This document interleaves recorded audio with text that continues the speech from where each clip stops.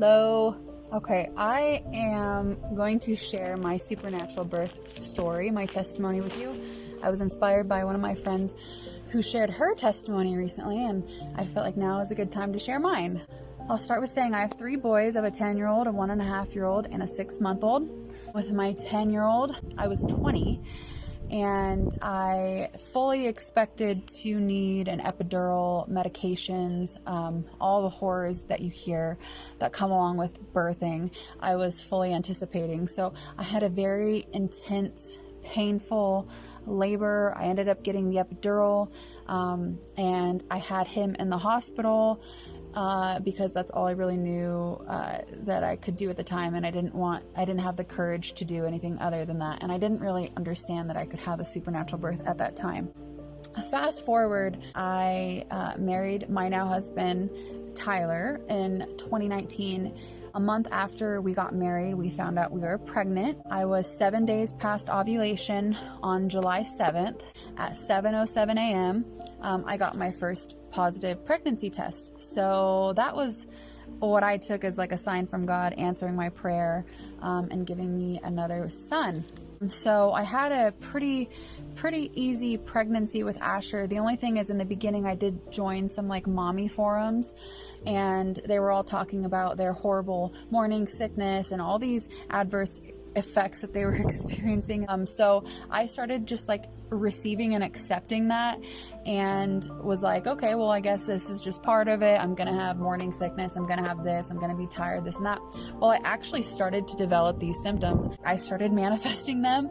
I relied heavily on Altoids and everything like minty because it was subsiding the nausea. And one day, after about maybe 2 weeks of this, I heard the Holy Spirit speaking to my heart, and it was almost like it was a correction. Do you want to be sick this whole pregnancy?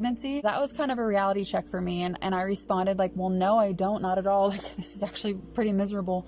You know, the Lord just really convicted me to like just break that off and just denounce that and walk in faith and proclaim what I want. From that day forward, I rebuked and I repented for accepting it and for declaring it over my life. And I literally had all those symptoms stop within a day. And I mean, Tyler, my husband, can attest to this. So that was a lesson for me. About 6 months into my pregnancy, I came upon a book. I was led to a book called Supernatural-Childbirth by Jackie Mize.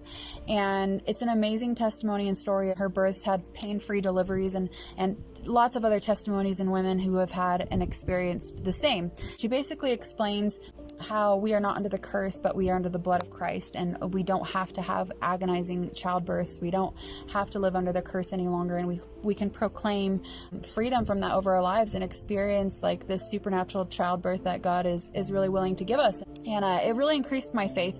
So I read that book, and then fast forward, when it came time for me to have Asher, when I went into labor, one night I woke up and these contractions were like really strong, and they were painful. I told Tyler I think we needed to go to the hospital. On the way to the hospital, they just got long and really strong. And I remember being confused at first because I expected to not have any pain during this labor and delivery, and since I did start experiencing pain, I got really discouraged and upset, and I just kind of succumbed to it. I became very fearful, and by the time we got to the hospital, we live about an hour away from the hospital, I was about 9 centimeters and just like screaming and hollering. I mean, I was pretty bad to those nurses. It probably sounded like I was being strangled and murdered in that room. So I ended up getting laughing gas, and even still, like, the contractions and the pain was so excruciating. But I ended up successfully pushing him out. So anyways, fast forward, I got pregnant pretty quickly afterwards with Shiloh, my youngest son, who's now 6 months old. And I got my first positive pregnancy test with Shiloh on July 7th. Exactly 1 year later from when I got my positive pregnancy test with Asher. It was really an awesome pregnancy. I didn't have any sickness. I just felt great. Everything was fine. Towards the end of my pregnancy, God was really ministering to me about how he wanted me to have a home birth with a midwife. And I kind of struggled with that, some fears, since I do live so far from the hospital, but I was really convicted about it. So I ended up finding an awesome woman, Rachel. She really was a gem. I went into labor the night before Asher's birthday, And it was kind of interesting because I had prayed that the Lord would give my 2 youngest boys the same birthday. He did answer my prayer. I went into labor the night before Asher's birthday, and I didn't have painful contractions.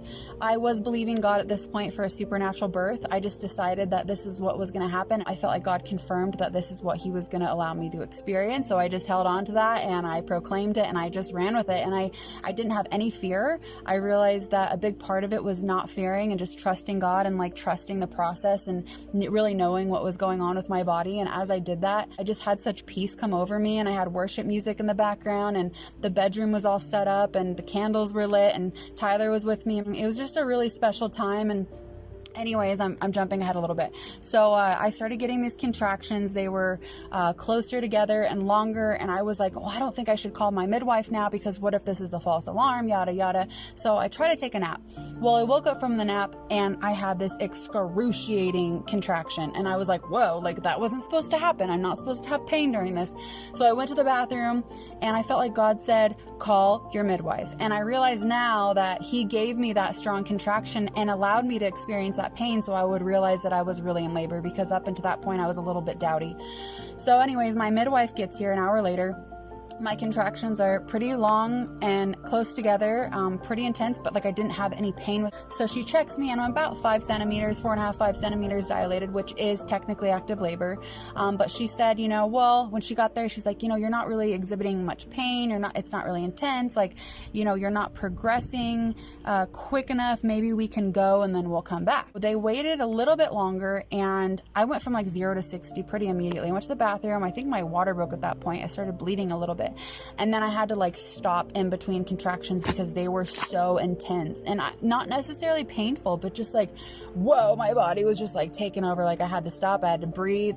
Then she checked me shortly after that and I was like almost fully dilated, but I did have a cervical lip. It prohibits that child from coming down because you need to be 10 centimeters dilated in order to stretch enough for the baby's head. So she tried putting different like topical oils and stuff to soften my cervix to help push it back, and all of that just kind of made it more swollen and even worse. After about 2 hours, my body really started to go into like push mode, and I was trying to fight against my body, but I didn't have any pain during it. It was just like me fighting my body was exhausting. I remember just like all of my might, I kept trying to not push, and then she would like reach up and try to push my cervical lip back during a contraction. So then I would try to push and everything just made it worse. The baby's heart rate started dropping and I started actually getting afraid and nervous, and I was confused because I'm like, Lord, you haven't given me any pain up until this point, but then now you're going to make me hop in an ambulance and go down to the hospital, and is the baby even going to survive on the ride there because his heart rate's dropped so much already?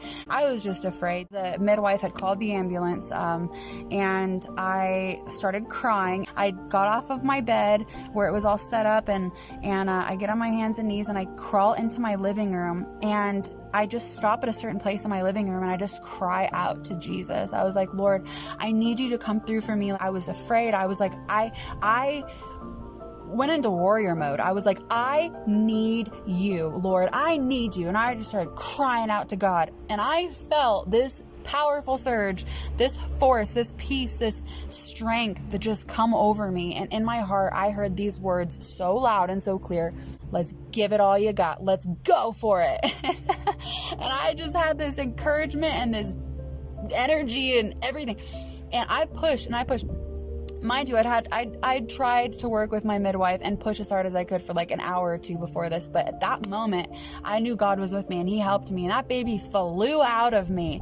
And I don't even think he was 100% caught, to be honest, but we didn't really address that. It's okay, Rachel. But everybody was like stunned there. It was like, what just happened? And Rachel's like, doing her thing as fast as she could. Well, at that moment, the paramedics walked through the door to like wheel me off, right, to take me to the hospital. And they're just sitting there like looking at the baby on the ground. It was just amazing, like the timing of everything. I get in the bath and I wipe off the baby, and I'm sitting on the couch in the living room a little bit later after this, and he's nursing and everything, and I look up to where I had given birth. And I realized it was right underneath of the picture that we have in our living room of Jesus. It's a depiction of the scene in the Bible where Jesus is reaching down under the water and grabbing Peter when his faith fails, and pulling him up and saving him in his most dire moment.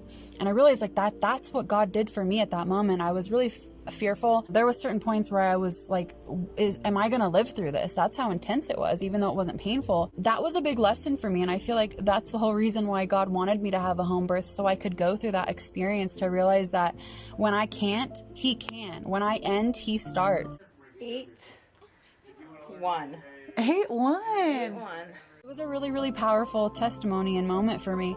So I've been wanting to share that story. It's an encouraging and powerful witness to the fact that God knows everything and he is able to do absolutely anything. When we trust him and if he shares something with us, and we stand on that and believe for that, like he's going to take care of the details, and we are safe in his hands. Even though the road is turbulent sometimes, he has a reason for everything that he does. And I feel like my faith is so lifted now to be able to endure another supernatural pain-free childbirth, and I have the faith for it. I believe God for it. Next time I get pregnant, I'm definitely going to pray against a cervical lip, because that was a little freaky, but you know, like God worked it all out for the good, like he says he does in his word. God definitely is the giver of all good things, and birth can be a bit of a fearful topic. I know I experienced it at first, but when you understand like what your body is doing and you learn to really work with your body,